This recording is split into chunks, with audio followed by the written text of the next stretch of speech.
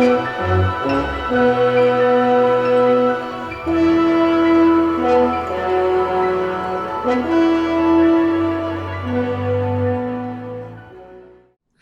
crew. Welcome back aboard for another exciting guest star announcement. Another one.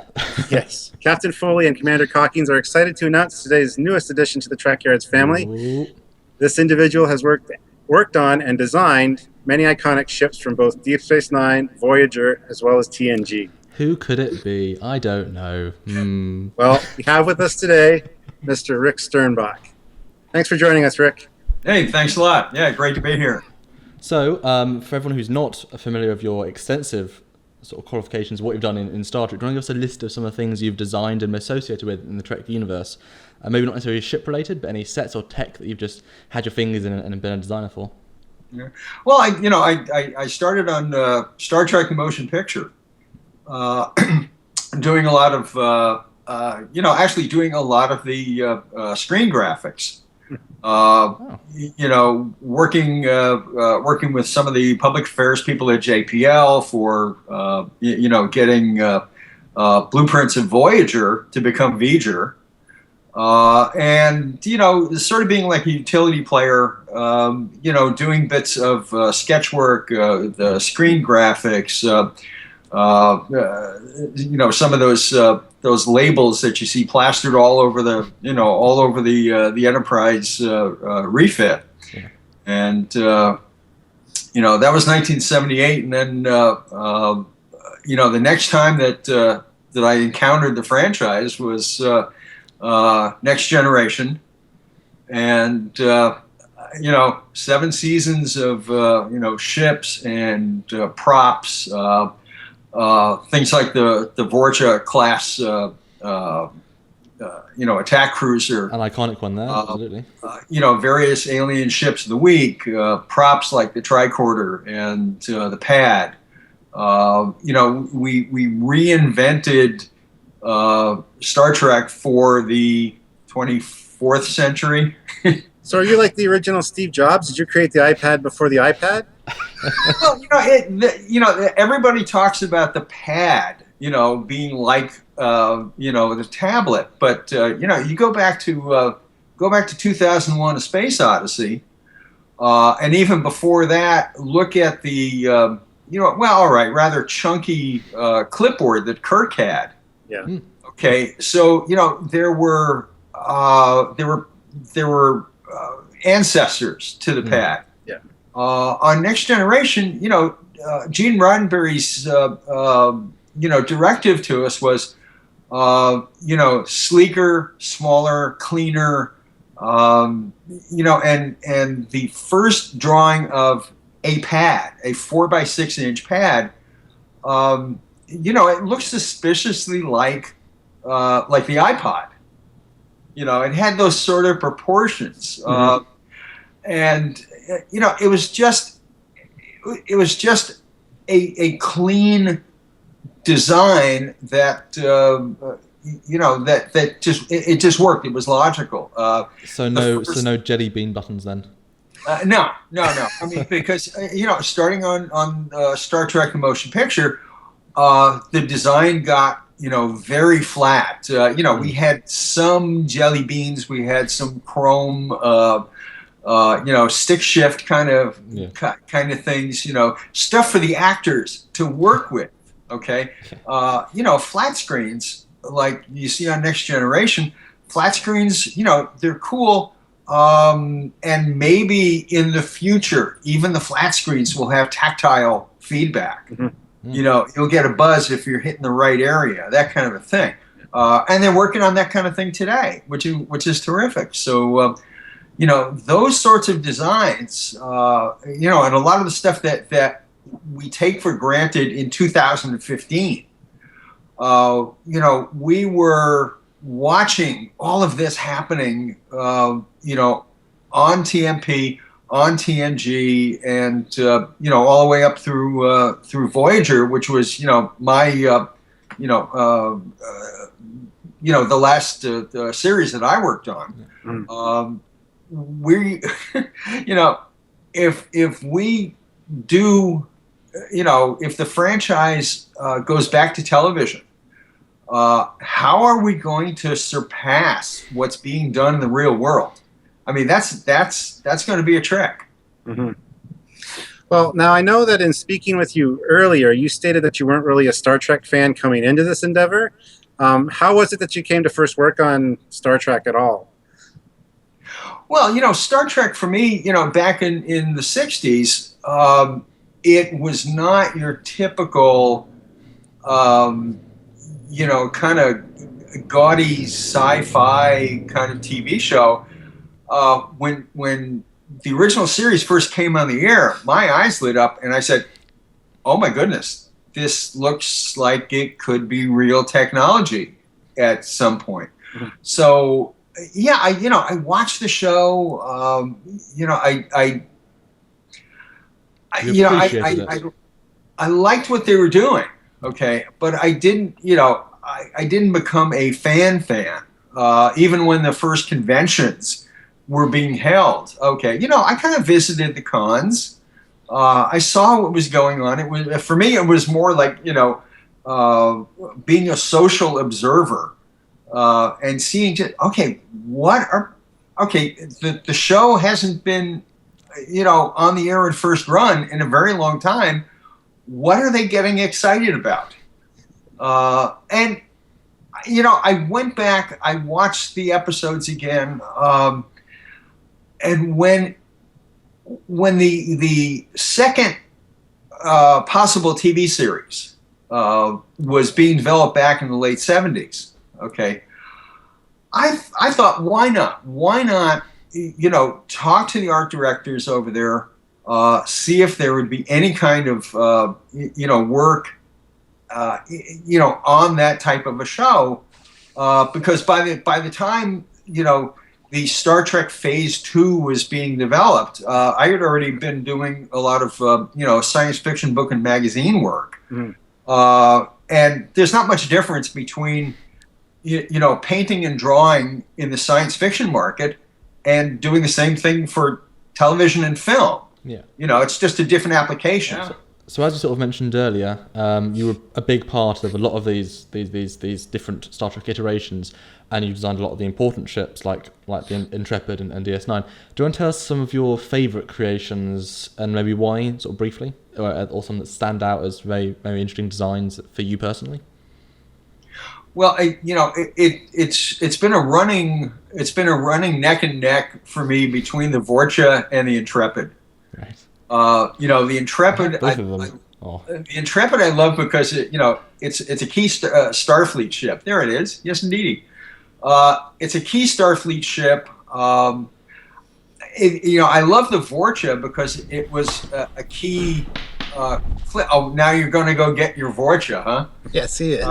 It was a chance for me to design a main Klingon craft. I had to go. I'm sorry. Yeah. So I love those two. And the third design that I just had a ball doing was Deep Space Nine. Okay, that's some other house. I don't need to go get that now. It was a team effort with the DS9 art department. I was sketching like crazy. Mike Okuda was making rough CGI models. I was making rough CGI. We built a foam core mock-up and spray painted it, copper and gold and black and brown and all kinds of crazy colors. While the producers were trying to home in on, okay, what is this station? Who built it? At one point, it wasn't even thought of as a Cardassian station. It was something built by mysterious aliens, thousands of years before. That'd be cool. But that got moved aside, and it became Terek Nor. And you see a lot of mention in the literature, thinking like a Cardassian. Okay, and Herman Zimmerman, who the production designer on DS9, he was absolutely right. We had to all start thinking in the Cardassian style. Certain types of curves, certain types of embedded instrumentation, something very, very non-Starfleet. And I just had a ball with with the exterior of the station.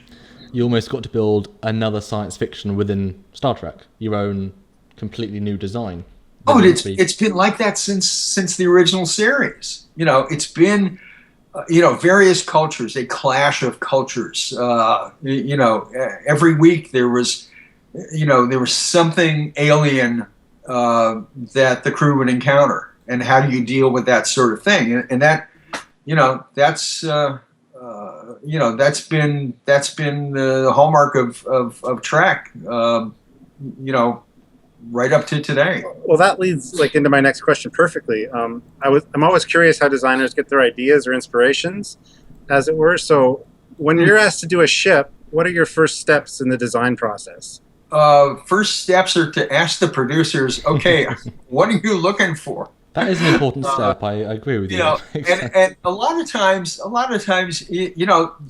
they would say things like, look, just give me, 5 or 6 different ones, and we'll know it when we see it. Okay, and I don't fault them for that. I really don't. On Trek, working on Trek designs has been rather, I won't say super easy, but we know the shorthand. We know what Starfleet looks like for a particular century. Okay, we know what Romulans looked like starting from the original series. So a lot of it's been an evolution. Okay, if it's an alien of the week, then we can kind of go far afield from that. Crazy curves and strange sort of propulsion pods, and just make it look different and make it look cool. Okay. I mean, I like to work in a little plausible engineering, but this is an entertainment franchise, and we have to make it look really neat. And that's if we hit the 2 of those, then I'm a happy guy. I think we're happy viewers, because fun and neat and the good things to be. So, in speaking to our Trekyards friend Doug Drexler about all the designs that he submitted that just aren't picked, maybe variations on the NX or something. Happens. How many designs did you submit for a certain ship that you really wanted to see, be the one but wasn't picked? Maybe DS9 had a completely different look, or Voyager. Can you remember an example of a ship that was just very different design that you pitched that just wasn't picked, that you wish would have been? I mean, you mentioned Deep Space Nine, and we went through months of sketching and CGI shapes, and we weren't hitting it, and we went back to something Herman Zimmerman doodled up earlier, which was a big rotating wheel. And Mike, Mike Okuda and I had to remind Herman, look, we have artificial gravity. Okay, yes. We don't have to rotate the station. And he said, oh, yeah, you're right. But Rick Berman said, look, the Enterprise is a simple shape that every kid in the world can draw in a couple of strokes. Do the same thing with the station. Okay, make it a simple, iconic shape that anybody can relate to. No pressure there, then. And well, that's when the wheel, okay, the round shapes within round shapes and stacked, okay, and the pylons and all of that slowly came together over like the last 30 days of designing. Okay, so we get closer, we submit, a few more sketches, and suddenly the thing is singing all by itself. Okay, and then I get to, I get into doing the detailed, the detail sketches, the blueprints for Brazil Fabrication to work off of, and they just built an absolutely gorgeous 6-foot model. And that's when you sit back and you say, wow, that's what these months of designing and submitting and reworking, all of that, comes to fruition. And, it happens that way.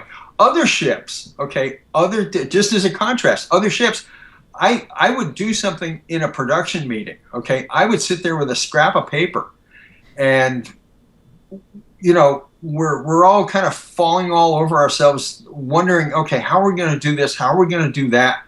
I would sit there and scribble, one of these, what they call a back of the envelope doodle, take it up to the front of the room and say, okay, you mean something like this? And, it gets approved within 30 seconds. Well, getting back to like the whole Deep Space Nine designed after a wheel, you heard it here first, folks. Rick Sternbach is the man who reinvented the wheel. Trekyards. Anyway, if you were asked to do another Star Trek project, would you jump on the chance, or have you been trekked out, so to speak? Do you have any thoughts on what the next Star Trek series should be, or anything you'd like to see in the future? Well, I would certainly, I would certainly accept any invitation by, a production company to come back in and do this stuff. I am not, I have not exhausted my design ideas. It's good to hear. In Star Trek, you may hear stories now and then about, oh, well, gee, we're burned out, and there are no more stories to tell. Well, it's not true. It's not true. There are all kinds of new stories to tell, new ships, new crews, new threats from outside, and it's a big galaxy out there. It can be done. Okay, whether they want to do it or not, that's up to whoever owns all the bits of the franchise. Yeah. So last of all, obviously we're going to be looking at the Intrepid class in depth, but I've got to leave a tease to the audience. I've got to ask you, the Intrepid class, Voyager, why do the nacelles move into a warp position and then down for impulse? Why do they do that, Rick? They made me do it. I mean, that's a very simplistic answer, but the real story is that the producers wanted something on the new ship to articulate. Okay, I came up with sketches for lots and lots of different parts, pieces of of a shield system that would deploy and retract, loading ramps, doors on the nacelles that would fly open and give some kind of a warp boost. I mean, from an engineering standpoint, it could all be justified. Okay, but what would look cool? What could be built into the miniature? Because we were still building really big models, back in back in the day. It came down to they wanted the nacelles to move, and Tony Meininger and his crew at Brazil Fabrication, they were charged with building the big 5-footer, and they were able to work that in. It was it was not the easiest thing to do with all the gears and the motors. Okay, but they got it to work. But most of the time, when you see the nacelles move, it's the CGI model. Yep. Okay, right. Because it's a lot easier to do it that way. What's the rationale behind it? What's the in-universe answer? Maybe it was the tail end of that business where, warp drive was destroying the environment. It was hurting planets, it was hurting solar systems, and maybe that was one solution, was to change the field geometry. You can get into all kinds of techie words about it. But you look at a ship like Prometheus, which came afterwards. Hey, the nacelles don't move. Yeah. They fixed it. They must have fixed it. Well, when we do our Intrepid episode, we'll definitely have some theories about that, and we'll definitely talk about that. So I'm resisting the urge to just think out loud now. So let's move that's on. awesome. Okay, well, thank you so much for joining us today, Rick. Looking forward to having you on future shows and discussing your very iconic designs. I know there are a lot of stories and interesting facts that will benefit our viewers and people who love these great ships. So thank you to all our viewers as well, because if it weren't for you, there would be no Trekyards. Hopefully you enjoyed this exciting new guest announcement. And as usual, please visit trekyards.com for all our past episodes and other special announcements, and follow us on Facebook and Twitter. This is Captain Foley, Samuel Calkins, and our special guest, Rick Sternbach, signing off until next time. Bye, guys. We'll see you.